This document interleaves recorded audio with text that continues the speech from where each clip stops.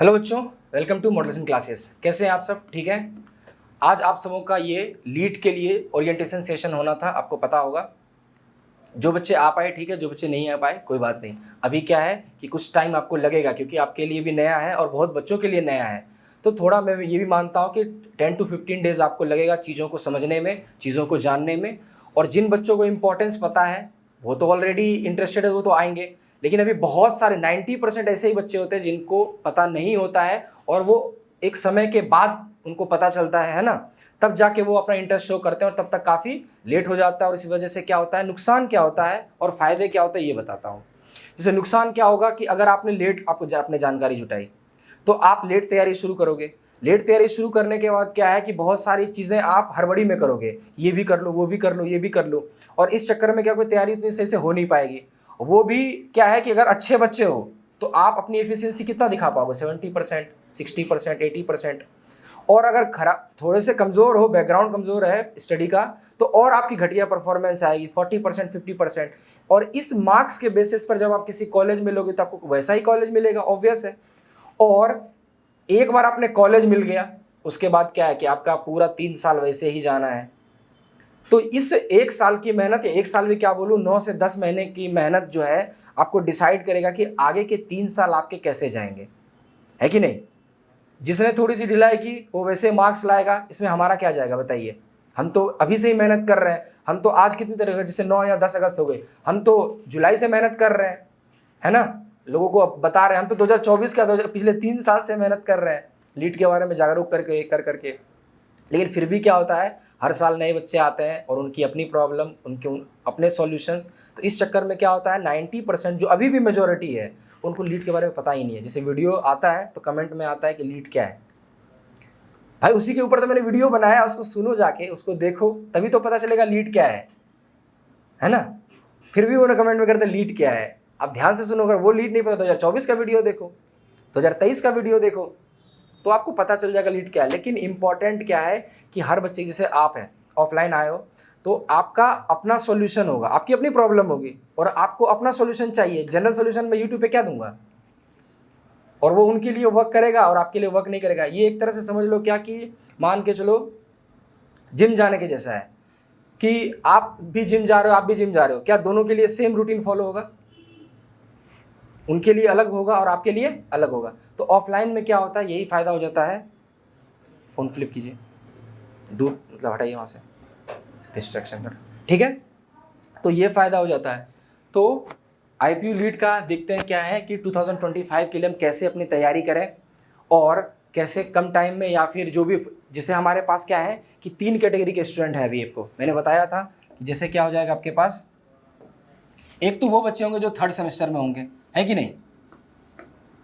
एक वो बच्चे होंगे जो 5th सेमेस्टर में होंगे, और एक ऐसे बच्चे होंगे जो पास आउट हो चुके होंगे, जिन्होंने अपना डिप्लोमा कंप्लीट कर लिया होगा।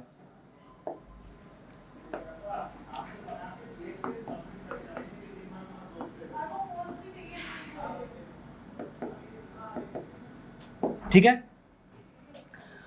आप किस सेमेस्टर में हैं? 3rd सेमेस्टर में आप, तो ठीक है। तो अभी इस टाइप से चलते हैं। अब तीनों के लिए क्या है कि बिल्कुल डिफरेंट प्लान होगा, ठीक है। जैसे ये बच्चे सिर्फ क्या है, वीकेंड क्लास ज्वाइन कर सकते हैं। ये क्या कर सकते हैं, सिर्फ वीकेंड क्लास पे आ सकते हैं। तो बात की वीकेंड से क्या होगा, इनके पास क्या है टाइम, मतलब 3rd सेमेस्टर में तो लंबा ड्यूरेशन है इनका, तो उसी हिसाब से सिर्फ वीकेंड भी आके अगर ये क्लास करेंगे तो एट द एंड ये क्या है, अपना सिलेबस कंप्लीट कर लेंगे। तो इनके पास तो क्या है कि बहुत टाइम, एक तरह से, है ना, काफ़ी टाइम है इनके पास। टाइम क्या है, काफ़ी ज़्यादा है। सेमेस्टर वाले बच्चे ये बेचारे फंसे होते हैं।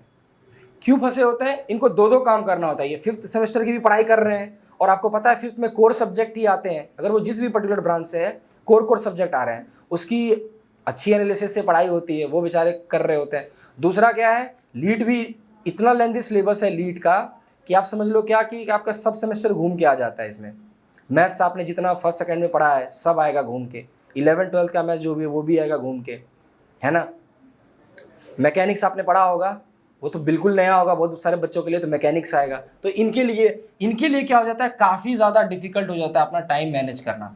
ये बच्चे तो क्या है क्या कि अभी स्टार्टिंग में क्या है, वीकेंड ज्वाइन करेंगे, और कुछ ही महीनों में जैसे ही एक बैच बन जाएगा आपका 15 to 20 स्टूडेंट का, हमने ऑफर भी किया, लगाया हुआ है 25 स्टूडेंट के लिए, इनके लिए तुरंत क्या हो जाएगा, बैच को रेगुलर कर दिया जाएगा, क्योंकि इनके पास देखो टाइम कितना कम है। तो इनके लिए क्या है कि रेगुलर बैच भी इनको साथ ही साथ 1 से 1.5 महीने के बाद रेगुलर बैच लाया जाएगा। और इनको दोनों का सपोर्ट लेना होगा, ऑनलाइन मीडियम का भी सपोर्ट लेना होगा जो हम करेंगे, क्योंकि इनके पास टाइम काफ़ी क्रिटिकल है, और इनको ऑफलाइन का भी सपोर्ट लेना होगा। इन बच्चों का फ़ायदा क्या होगा कि जैसे इनका सिलेबस एक बार रिवाइज होगा तो इनका तो गारंटी है कि ये टॉप दिल्ली के टॉप कॉलेजेस में ही पढ़ेंगे, ये तो श्योर है। इनका थोड़ा सा है कि इनके परफॉर्मेंस के ऊपर है, क्योंकि हम पढ़ा सकते हैं और टाइम मैनेजमेंट इनके हाथ में है। मतलब यहाँ पर पूरा सिनेरियो क्या है कि 90% हमारा होगा, अगर ये अपना 10% भी देंगे ना तो भी ये दिल्ली के टॉप बेस्ट कॉलेज में जाएंगे, इनके पास ऐसा समय है। लेकिन यहाँ पर क्या है कि 50-50 का सीन है, 50% मैं कंट्रीब्यूट करूँगा, 50 क्या मैं तो और लेस करता हूँ, 30% मैं कंट्रीब्यूट करूँगा, 70% इन्हीं को कंट्रीब्यूट करना है अपना मेहनत। अगर ये नहीं करेंगे तो गए। डिप्लोमा कंप्लीटेड वालों के लिए बहुत अच्छा है, इनके पास एक गोल है एक ही बार में, और ये एक बहुत बेहतरीन समय है, क्या कि आप अगर 7 से 8 महीने जो भी है किसी एक चीज़ के ऊपर ध्यान देते हो, जो कि जैसे IPU लीट हो गया, DTU लीट है, तो आप अपनी बेहतरीन तैयारी कर सकते हैं। इनका भी सिनेरियो एकदम इनके जैसा है, जो 3rd सेमेस्टर वाले बच्चे हैं इनका भी सक्सेस का चांसेस उतना ही ज़्यादा अच्छा है। डिपेंड करता है क्या कि वो कितना अच्छा मटेरियल पढ़ते हैं, है ना, कितना अच्छा PYQ का एनालिसिस देखते हैं, कौन उसको उस डायरेक्शन में भेज रहा है, और किस तरीके से तैयारी करते हैं। जैसे क्या 4 सब्जेक्ट है, ऐसा तो नहीं है, अभी स्ट्रेटजी के ऊपर आएंगे कि क्या सर हर सब्जेक्ट 1-1 घंटे पढ़ें, क्या हर सब्जेक्ट 2-2 घंटे पढ़ें, या फिर 2-2 सब्जेक्ट उठा के कैसे पढ़ना है वो देखेंगे अभी। तो इनके पास क्या है, इनके लिए मैं मानूंगा मीडियम